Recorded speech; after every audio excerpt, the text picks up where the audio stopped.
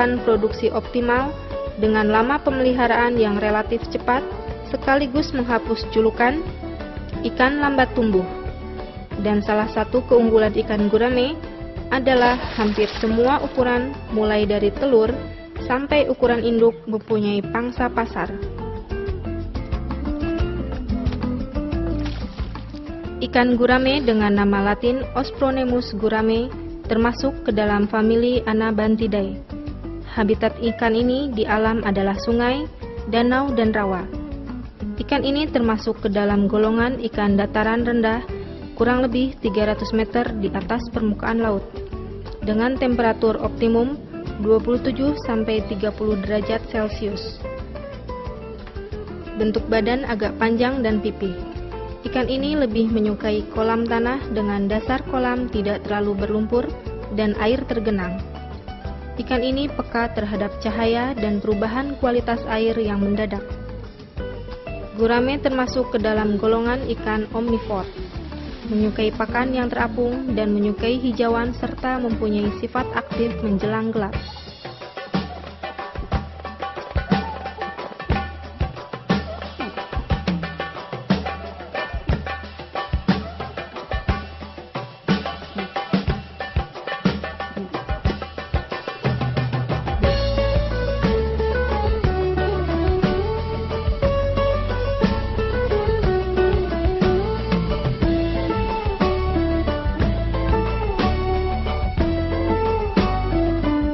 Dalam produksi benih gurame, seperti jenis ikan lainnya, yang penting perlu diketahui secara tepat adalah bedaan induk jantan dan betina serta ciri-ciri induk yang baik dan siap memijah.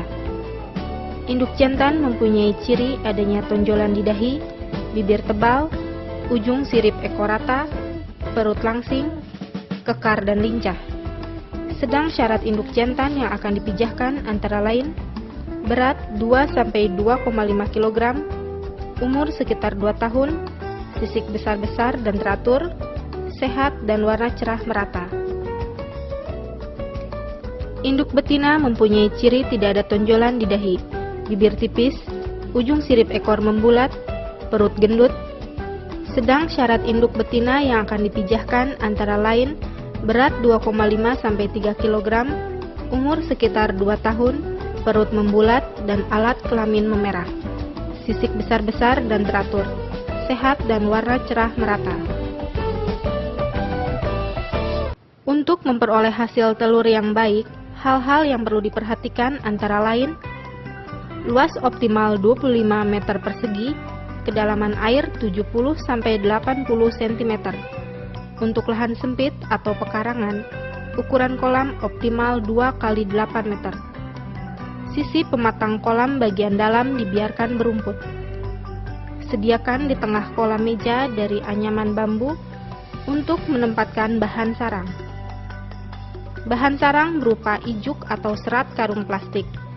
Air diusahakan tenang dan jernih. Setelah persiapan dilakukan, masukkan induk pada sore hari dengan kepadatan induk untuk kolam 25 meter persegi, optimal 3 pasang. Antara lain 3 ekor jantan dan 6-9 ekor betina, atau rasio jantan dan betina 1:2-3. Pakan yang diberikan berupa pelet terapung 1% ditambah sente 2-3% per hari. Frekuensi pemberian pelet 2 kali, yaitu pagi dan sore hari. Sarang gurame biasanya menempel di dinding pematang sekitar 5-10 cm di bawah permukaan air.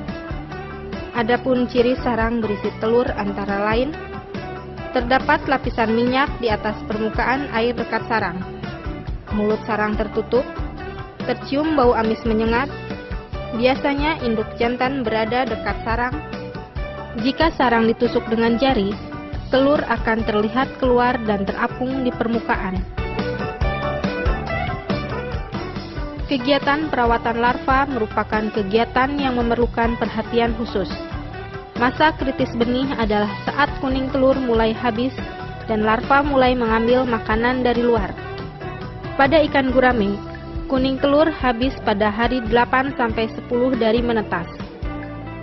Kegiatan yang dilakukan dalam penetasan telur dan perawatan larva.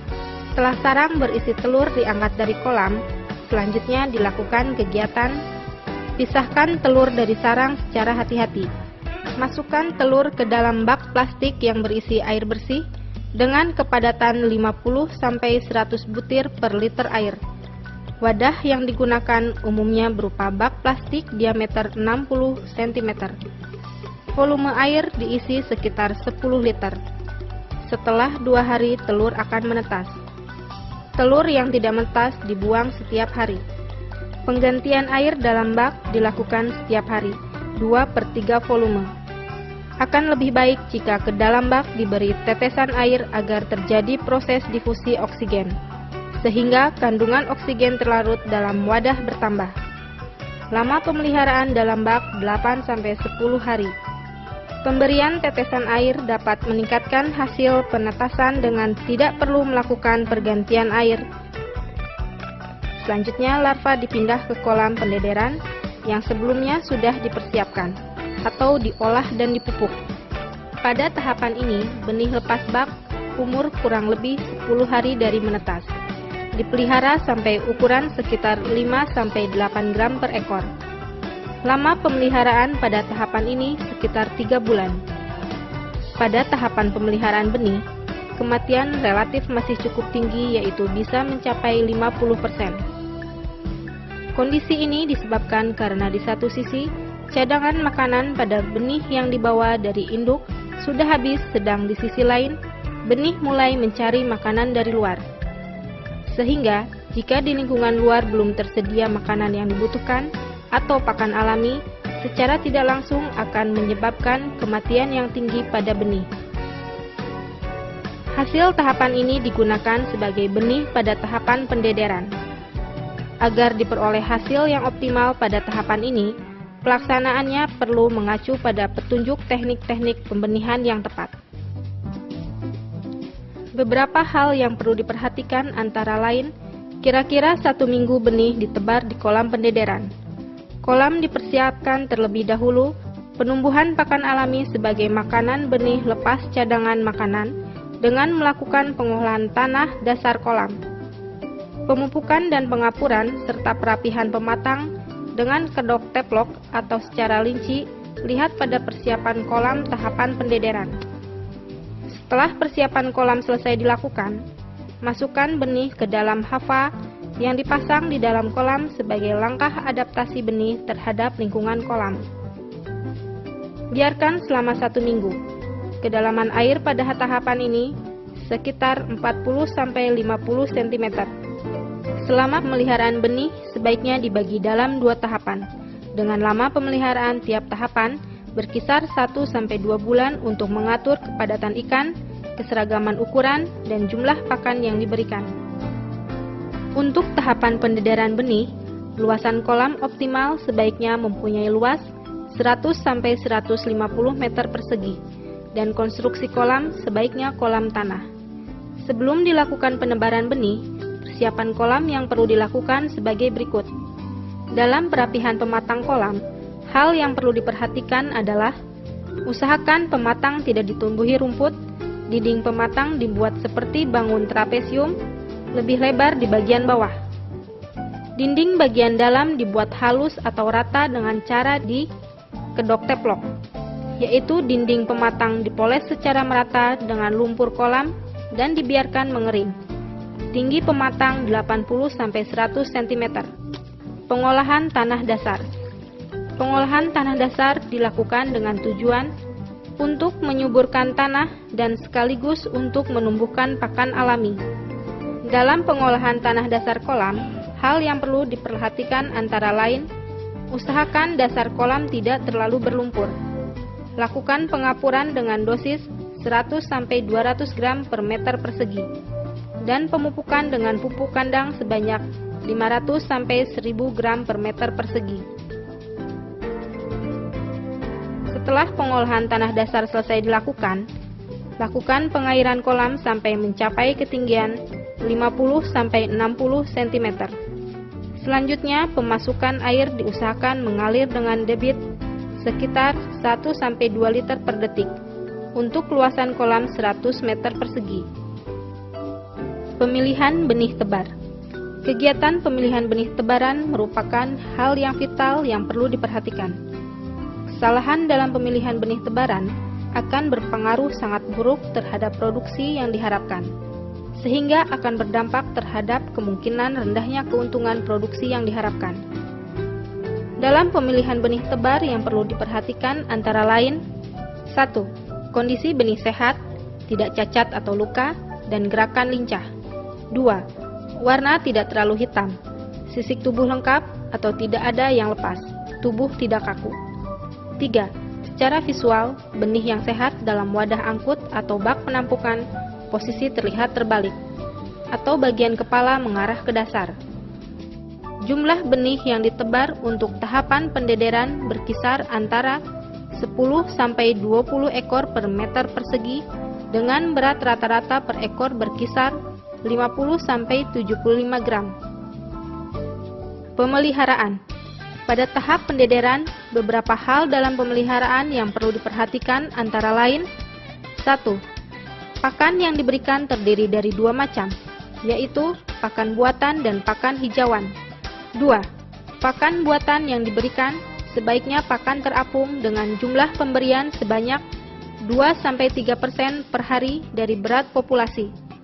3. Frekuensi pemberian 2 kali, yaitu pagi jam 6 dan sore hari jam 17. 4. Hijauan yang dapat diberikan berupa daun jenis talas-talasan, lemna minor atau daun mata lele, dan azolla.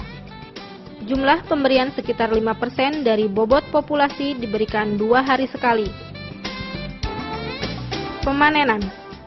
Pemanenan dilakukan setelah benih mencapai berat sekitar 200-250 gram per ekor. Berat demikian dengan pemeliharaan yang baik umumnya dapat dicapai selama kurang lebih 3 bulan pemeliharaan. Konversi pakan berkisar antara 2-3. Dalam pelaksanaan pemanenan yang perlu diperhatikan antara lain: 1. Waktu pemanenan sebaiknya pagi atau sore hari. Penangkapan tidak dalam kondisi hujan. Kedalaman air kolam masih setinggi 20-30 cm.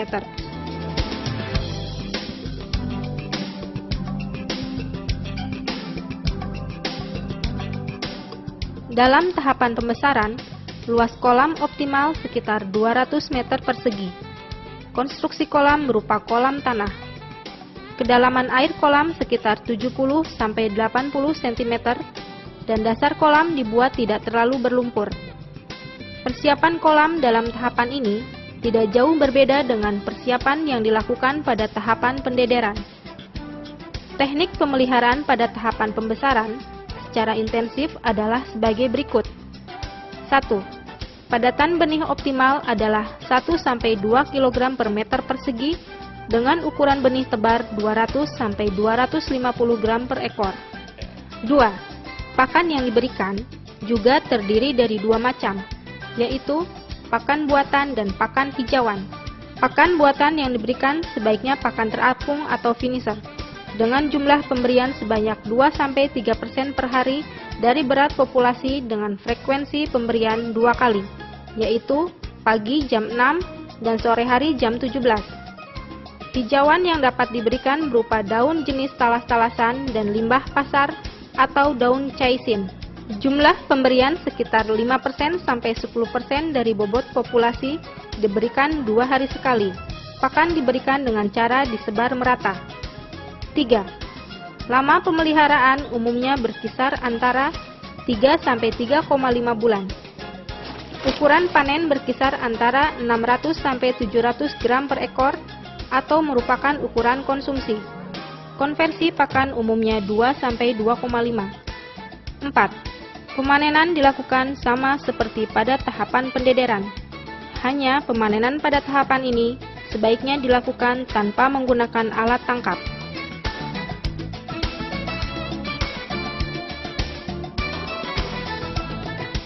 Pengangkutan. Pengangkutan ikan gurame dilakukan secara terbuka menggunakan dirigen atau drum yang diisi air setengah volume alat angkut.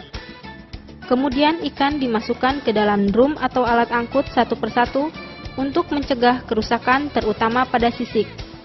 Untuk drum diisi ikan sebanyak kurang lebih 20 kg. Pemasaran. Umumnya petani menjual ke pengumpul. Pemanenan sampai dengan penimbangan dilakukan oleh pengumpul. Kemudian, pengumpul mendistribusikan ke pasar-pasar, restoran, dan konsumen akhir.